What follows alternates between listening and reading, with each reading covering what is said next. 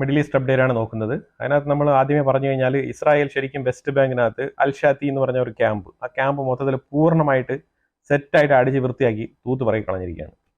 ഇപ്പോൾ ഈ ഒരു ടാങ്ക് വരിയായിട്ട് ഇങ്ങനെ കടന്നു പോവുകയാണ്. ഇത് 20 വർഷങ്ങൾക്ക് ഇപ്പുറം, ഏതാണ്ട് 20 വർഷങ്ങൾക്ക് ഇപ്പുറമാണ് ഈ രീതിയിൽ ടാങ്ക് ഇങ്ങനെ നിരനിരയായി വെസ്റ്റ് ബാങ്കിനുള്ളിൽ കടന്നു പോകുന്നത്. ഇതിന് സാഹചര്യം ഒരുക്കിയത് ഹമാസ് തന്നെയാണ്. കാര്യം വേറെ ഒന്നുമില്ല, ഹമാസിനെ പിന്തുണയ്ക്കാൻ ഇന്ന് ഈ ഒരുമാതിരിപ്പെട്ട അമേരിക്കൻ സഖ്യത്തിലായിക്കോട്ടെ, അതേപോലെ തന്നെ മറ്റുള്ള രീതിയിലുള്ള ഒരു അറബ് രാഷ്ട്രങ്ങൾ തന്നെ ഈ ഹമാസിനെ പിന്തുണയ്ക്കാൻ തയ്യാറല്ല എന്നുള്ളതാണ്. അവരെല്ലാം തന്നെ പാലസ്തീനിയൻ ജനത എന്ന് പറഞ്ഞ് ഇങ്ങനെ കൂക്കി വിളിക്കുമ്പോഴും അവർക്ക് ഓപ്പണായിട്ട് ഒരിക്കലും ഹമാസ് എന്ന് പറഞ്ഞ ഒരു സംഘടനയെ, ഈ ഒരു തീവ്രവാദ സംഘടനയെ ഒരിക്കലും സപ്പോർട്ട് ചെയ്യാനുള്ള ഒരു ഓപ്പണായിട്ട് സപ്പോർട്ട് ചെയ്യാൻ പറ്റുന്ന ഒരു സാഹചര്യമല്ല ഇപ്പോൾ ഉള്ളത്. അതാണ് ശരിക്കും പറഞ്ഞാൽ മനസ്സിലാക്കേണ്ട ഒരു കാര്യം. കാരണം അതിന് ശക്തമായ ഒരു അമേരിക്കൻ പ്രസിഡന്റ് വന്നതാണ് ഇതിൽ ഏറ്റവും വലിയ നിർണായകമായിട്ടുള്ള ഒരു കാര്യം.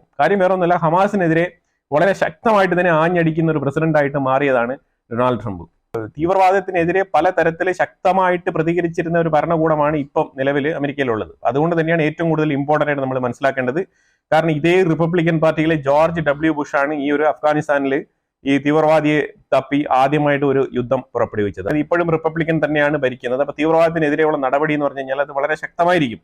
അത് ഈ അറബ് രാഷ്ട്രങ്ങളൊക്കെ നല്ല രീതിയിൽ മനസ്സിലാക്കിയിട്ടുണ്ട്. അതിനെ തുടർന്ന് ഹമാസിന്റെ ഒരു സീനിയർ നേതാവ് എന്ന് വേണമെങ്കിൽ പറയാം, ആ രീതിയിൽപ്പെട്ട ഒരാളാണ് അബു മിർസാഖ് എന്ന് പറഞ്ഞിട്ട്. ഈ അബു മിർസാഖ് എന്ന് പറഞ്ഞ വ്യക്തി മീഡിയയ്ക്ക് സ്പീച്ച് കൊടുത്തിരിക്കുകയാണ്. വളരെ സങ്കടപ്പെട്ട നിലയിലാണ് കൊടുത്തിരിക്കുന്നത്. കാരണം ഇങ്ങനത്തെ ഒരു അവസ്ഥ ഗാസയ്ക്കും ഹമാസിനും വരുമെന്ന് മുൻകൂട്ടി ഞാൻ അറിഞ്ഞിരുന്നെങ്കിൽ ഞാൻ ഈ ഒക്ടോബർ 7 എന്ന് പറഞ്ഞ ആ ഒരു ആക്രമണത്തെ ഒരിക്കലും പിന്തുണയ്ക്കില്ലായിരുന്നു എന്നുള്ള രീതിയിലുള്ള റിഗ്രഷൻ ആണ് പറഞ്ഞുകൊണ്ടെങ്കിൽ റിഗ്രഷൻ.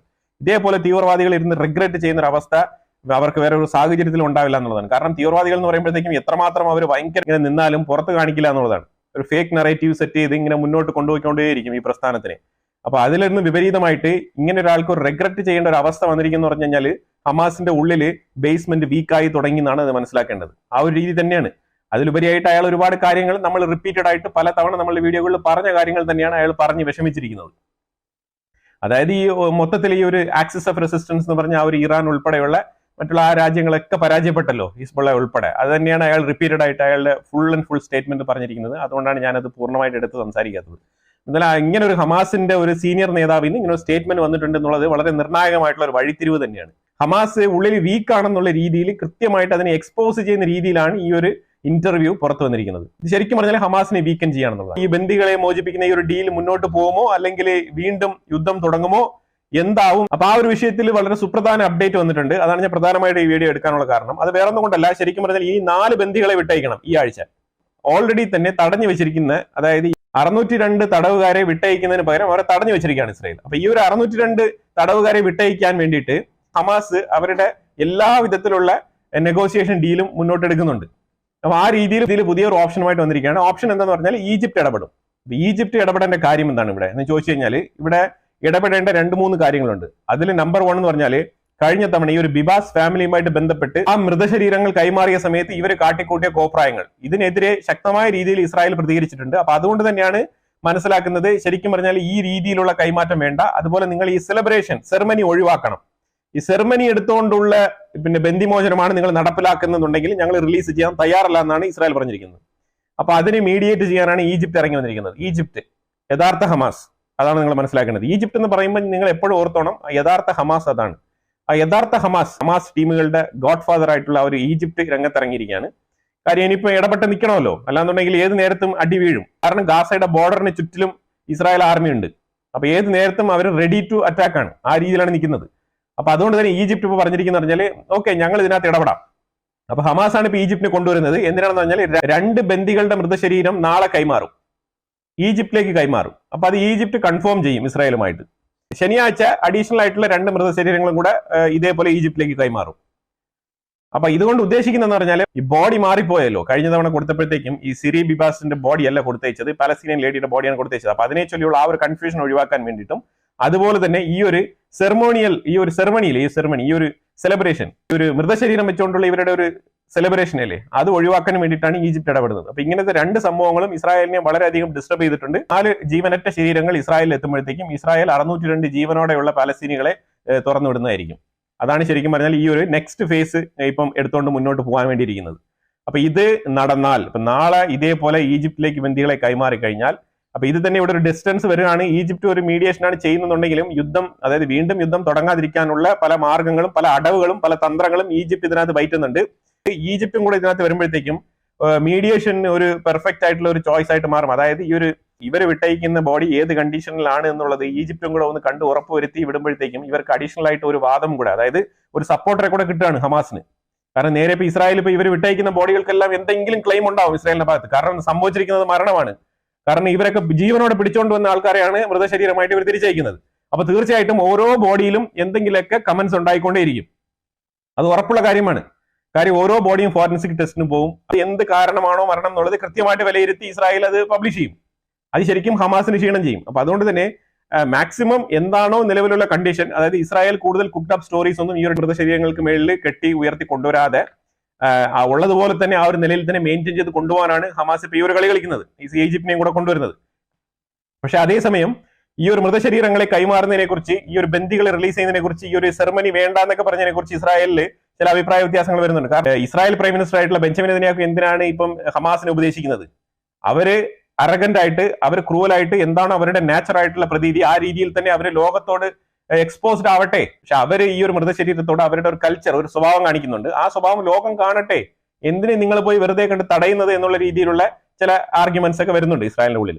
രണ്ട് സൈഡിലും ഇങ്ങനെ ആർഗ്യുമെന്റ്സ് ഉണ്ട് കേട്ടോ. അതുകൊണ്ടാണ് നമ്മൾ രണ്ടും കൂടെ പറയുന്നത്. നെതന്യാഹു ഈവൻ മൃതശരീരമാണെങ്കിലും അത് റെസ്പെക്ട്ഫുൾ ആയിട്ട് ഡീൽ ചെയ്യണം എന്നുള്ള നിലയിലുള്ള ഒരു കൺസേണോട് കൂടി ഈ മരണപ്പെട്ട ആൾക്കാരുടെ കുടുംബങ്ങളെ മാനിച്ചുകൊണ്ടാണ് നെതന്യാഹു ഇങ്ങനെ ഒരു തീരുമാനം എടുത്തതായിട്ടാണ് പറയുന്നത്. എന്തായാലും തീർച്ചയായിട്ടും നല്ല തീരുമാനമാണ്. ഇങ്ങനെ അവർക്കൊരു താക്കീത് കൊടുക്കുന്നത് വളരെ വളരെ നല്ലതാണ്. കാരണം അവര് ഏതെന്നില്ല ജീവനറ്റ ശരീരം കിട്ടിയാലും അവർ അതിനെ വെച്ച് ആഘോഷമാക്കുന്ന ഒരു അധപ്പതന നിലയിലാണ് ഈ ഒരു തീവ്രവാദം പൊയ്ക്കൊണ്ടിരിക്കുന്നത്. അപ്പൊ അതുകൊണ്ട് തന്നെ ഇതിനെ കൺട്രോൾ ചെയ്യേണ്ടത് വളരെ വളരെ അനിവാര്യമാണ്.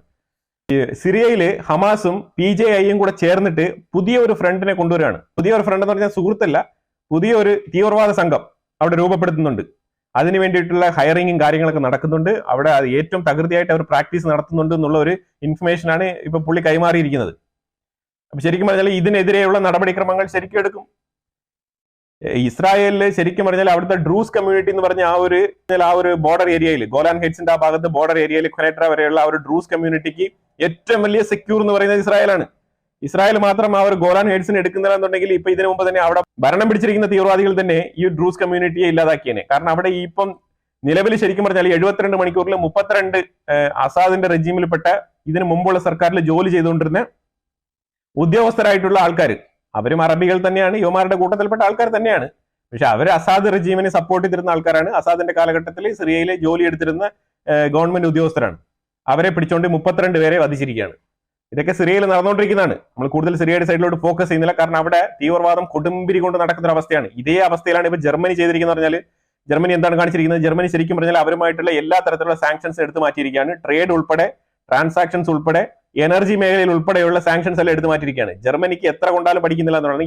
ഇതേ തീവ്രവാദ സംഘങ്ങളുടെ ഗ്രൂപ്പിൽ നിന്നാണ് ആൾക്കാർ ഇവിടെ നിന്ന് റെഫ്യൂജി എന്ന് പറഞ്ഞിട്ട് തീവ്രവാദം മൊത്തം കയറിപ്പോയി ജർമ്മനിയിൽ കിടക്കുന്നത്. എന്നിട്ടാണ് ജർമ്മനി ഇപ്പൊ ഈ ഒരു പുതിയ നയവും കൊണ്ടുവന്നിരിക്കുന്നത്. ഇത് വൈകാതെ തന്നെ അവർ തന്നെ ഈ ഒരു സാങ്ഷൻ ഇങ്ങനെ ലിഫ്റ്റ് ചെയ്തതിൽ ദുഃഖിക്കേണ്ട കാലം വളരെ വൈകാതെ തന്നെ വരും എന്നാണ് മനസ്സിലാക്കാൻ പറ്റും. ജർമ്മനിയിൽ പുതിയതായിട്ട് ഇപ്പൊ ഇനി നിയുക്ത പ്രസിഡന്റ് എന്ന് വേണമെങ്കിൽ പറയാം, മെർസ് എന്ന് പറഞ്ഞ വ്യക്തി, Friedrich Merz. Centre liberal right എന്ന് വേണമെങ്കിൽ പറയാം. അതുപോലെ തന്നെ ഇപ്പം ലെഫ്റ്റിന്റെയും കൂടെ ഒരു സപ്പോർട്ടും കൂടിയാണ് ഇപ്പൊ ഈ ഒരു സർക്കാർ രൂപീകരിക്കാൻ പോകുന്നത്. അപ്പൊ അതുകൊണ്ട് തന്നെ ഇതിനകത്ത് ശരിക്കും പറഞ്ഞാൽ പുള്ളിക്ക് ഈ ഒരു റൈറ്റ് എന്ന് പറയുന്ന രീതിയിൽ വളരെ ശക്തമായി തീരുമാനം എടുക്കാൻ പറ്റാത്ത അവസ്ഥയിലാണുള്ളത്. അതുകൊണ്ട് തന്നെ പല തീരുമാനങ്ങൾക്കും ചില വിട്ടുവീഴ്ചകൾ വരുത്തുന്നുണ്ട്. ഉക്രൈന്റെ കാര്യത്തിൽ ചില വിട്ടുവീഴ്ചകൾ വരുത്തുന്നുണ്ട്. അതുപോലെ തന്നെ ഞാൻ പറഞ്ഞിരുന്ന US-ന്റെ ഒരു പോളിസിയെ സപ്പോർട്ട് ചെയ്യുന്ന ഒരു വ്യക്തിയാണ് ഫെഡറിക് മെർസ് എന്നുള്ളത്. അത് എനിക്ക് തോന്നുന്നു ചിലർ തെറ്റായ രീതിയിൽ അത് മനസ്സിലാക്കിയിട്ടുണ്ട്. ശരിക്കും ഞാൻ പറഞ്ഞത് വളരെ വ്യക്തമാണ്. കാരണം എന്ന് വെച്ചാൽ US-ന്റെ ഇപ്പോഴത്തെ നിലപാട്, ഇപ്പൊ നിലവിലെ ഈ റിപ്പബ്ലിക്കൻ പാർട്ടിയുടെ ഈ ട്രംപിന്റെയൊക്കെ നിലപാടെന്ന് പറഞ്ഞാൽ ജർമ്മനിയുടേതായിട്ടുള്ള ഓൺ സ്റ്റാൻഡ് എടുക്കണം, US-നെ ഡിപ്പെൻഡ് ചെയ്യരുത്, ആയുധങ്ങൾ നിങ്ങൾ മേടിച്ചു കൂട്ടുക, നിങ്ങളുടെ ഓൺ ഡിഫൻസ് മേഖലയൊക്കെ ശക്തിപ്പെടുത്തുക, അല്ലെങ്കിൽ എപ്പോഴും US വരും എന്ന് പറഞ്ഞ് നിങ്ങൾ പ്രതീക്ഷിക്കരുതെന്നുള്ള നിലയിലുള്ള നിലപാടാണ് ഡൊണാൾഡ് ട്രംപിന്റേത്. അതേ നിലപാട് തന്നെയാണ് ഈ ഒരു ഫെഡറിക് മെർസിനുള്ളത്. അതായത് US-ന്റെ ഒരു വലയത്തിൽ നിന്നും മാറി നിൽക്കുക എന്നുള്ളതാണ്. അതിന്റെ അർത്ഥം ഡിപ്ലോമാറ്റിക് റിലേഷൻസ് ക്യാൻസൽ ചെയ്യുക അല്ലെങ്കിൽ US-ന് എതിരെ പോകുക എന്നുള്ളതല്ല. അതായത് ഇവര് സെൽഫായിട്ട് അവർ ഡെവലപ്പ് ചെയ്തെടുക്കുക ഡിഫൻസിന് വേണ്ടിയിട്ട്. അത് തന്നെയാണ് ഇപ്പം ഈ ഫെഡറിക് മെർസും ഈ ഇലക്ഷനിൽ ഉടനീളം അയാൾ പറഞ്ഞു നടന്നത് തന്നെയാണ്. അതുപോലെ തന്നെ ഉക്രൈന് നല്ല സപ്പോർട്ട് കൊടുക്കും, പക്ഷെ ഫിനാൻഷ്യലി സപ്പോർട്ട് കൊടുക്കും എന്ന് പറഞ്ഞിട്ടില്ല. നമ്മൾ ഉക്രൈനെ ബാക്ക് ചെയ്യും, അതിന് എല്ലാ വിധത്തിലുള്ള സഹകരണങ്ങളും ഉണ്ടാവും. അപ്പൊ അതിലുപരിയായിട്ട് പുതിയതായിട്ട് ഒരു തീരുമാനം വന്നിരിക്കുന്നത്, Russian president Vladimir Putin open ആയിട്ട് തന്നെ പറഞ്ഞിരിക്കുകയാണ്, എനിക്ക് യൂറോപ്യൻ യൂണിയൻ അഥവാ യൂറോപ്പിൽ നിന്നും ഒരു മെമ്പറിനെ ഈ ഒരു നെഗോസിയേഷൻ പ്ലാനിൽ ഉൾപ്പെടുത്തുന്നതിൽ യാതൊരുവിധ എതിർപ്പില്ല എന്നാണ് പറഞ്ഞിരിക്കുന്നത്. ഇപ്പൊ ട്രംപ് അതിനെ ബാക്ക് ചെയ്തിട്ടുണ്ട്. അതുകൊണ്ട് യൂറോപ്യൻ യൂണിയനിൽ നിന്ന് ഇപ്പോൾ ഒരു റെപ്രസെന്റേറ്റീവിനെ തെരഞ്ഞെടുക്കുകയാണ്.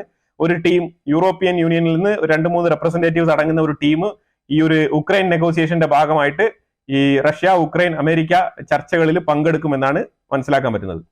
ഉക്രൈനെ ഡയറക്റ്റ് ആയിട്ട് ഇതുവരെ പാർട്ടിസിപ്പേറ്റ് ചെയ്യിപ്പിക്കുന്നതിനെ കുറിച്ചുള്ള തീരുമാനങ്ങളൊന്നും വന്നിട്ടില്ല. പക്ഷേ യൂറോപ്യൻ യൂണിയനിൽ നിന്ന് മെമ്പേഴ്സിനെ പങ്കെടുപ്പിക്കുമെന്ന് പറഞ്ഞിട്ടുണ്ട്. ഇതൊരു നിർണായക തീരുമാനമാണ്. ഈ ഒരു ഇലക്ഷൻ നടന്ന് ഈ ഒരു റെജീം ചേഞ്ച് നടക്കുന്നതിന്റെ ഭാഗമായിട്ടാണ് ഈ തീരുമാനങ്ങളൊക്കെ പുറത്തു വരുന്നത്. ഇത് തന്നെയാണ് ഞാൻ പറഞ്ഞത്, ഈ ജർമ്മനിയിൽ ഈ ഒരു പൊളിറ്റിക്കൽ ചേഞ്ച് നടന്നു കഴിഞ്ഞാൽ അമേരിക്ക കുറച്ചുകൂടെ പോസിറ്റീവായിട്ട് റെസ്പോണ്ട് ചെയ്യാനുള്ള സാധ്യത വളരെ കൂടുതലാണ്. ആ രീതിയിലാണ് ഇപ്പൊ കാര്യങ്ങൾ മുന്നോട്ട് പോകുന്നത്. അതുപോലെ തന്നെ ഫാർ റൈറ്റ് അവരായിരിക്കും ഓപ്പോസിറ്റിൽ ഇരിക്കാനുള്ളത്. പക്ഷെ അവിടെ തകൃതിയായിട്ടുള്ള ചർച്ചകൾ നടക്കുകയാണ്.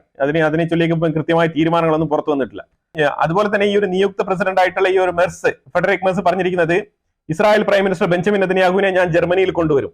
അതേസമയം ICC അറസ്റ്റ് വാറന്റ് നിലനിൽക്കെ ജർമ്മനിയിൽ വിസിറ്റ് ചെയ്യാൻ പറ്റത്തില്ലായിരുന്നു ഇത്രയും നാളും. അപ്പൊ ഈ ICC അറസ്റ്റ് വാറന്റിനെ എടുത്ത് ചവിറ്റുകൊട്ടയിൽ ഇട്ടുകൊണ്ട് ഒരു രീതിയിലുള്ള അറസ്റ്റും പുള്ളി നേരിടാതെ വളരെ സേഫ് ആയിട്ട് ജർമ്മനിയിൽ കൊണ്ടുവന്നിട്ട് തിരികെ വിടാൻ എനിക്ക് അറിയാമെന്നുള്ള രീതിയിലുള്ള ഒരു വാഗ്ദാനം പോലെയാണ് പുള്ളി പറഞ്ഞിരിക്കുന്നത്. ഇതൊക്കെ തന്നെയാണ് നമ്മൾ പറഞ്ഞുകൊണ്ടിരിക്കുന്നത്. ഇസ്രായേലിന് കട്ട സപ്പോർട്ടുമായിട്ടാണ് ഫെഡറിക് മെർസ് ഇപ്പൊ അവിടെ ഇരിക്കുന്നത്.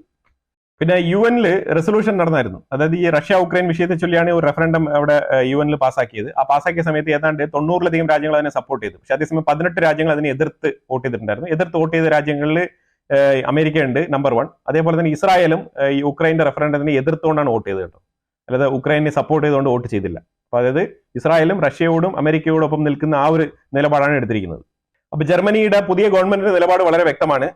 റഷ്യ ഉക്രൈൻ യുദ്ധത്തിൽ ഉക്രൈനോട് ന്യൂട്രൽ നിലപാടാണ്.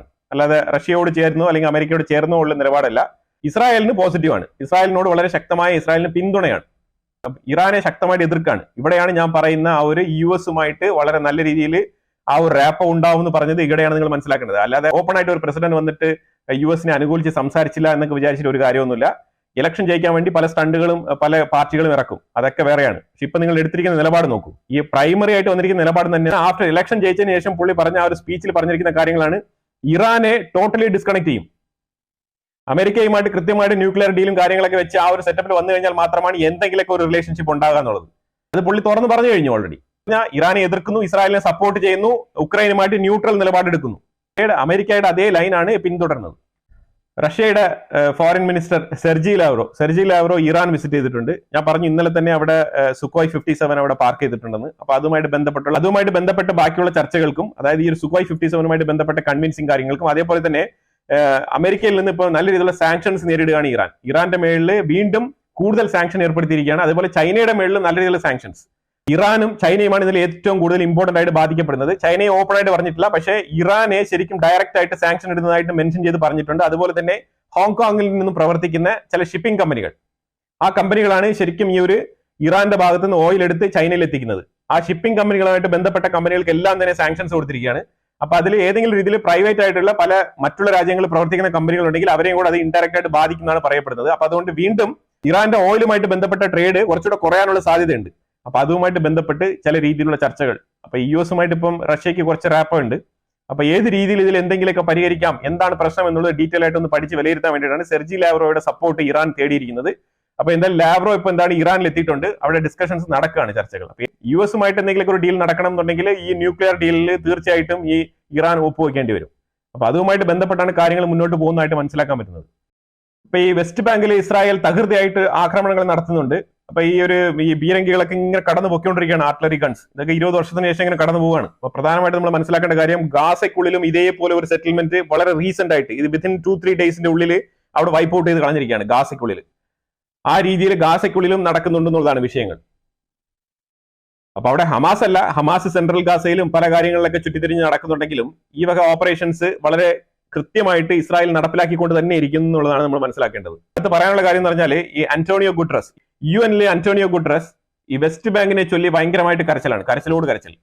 വെസ്റ്റ് ബാങ്കിൽ നിങ്ങൾ ഇങ്ങനെ ചെയ്യാൻ പാടില്ല, ഇതാണെന്നൊക്കെ പറഞ്ഞ് ഭയങ്കര കരച്ചിൽ.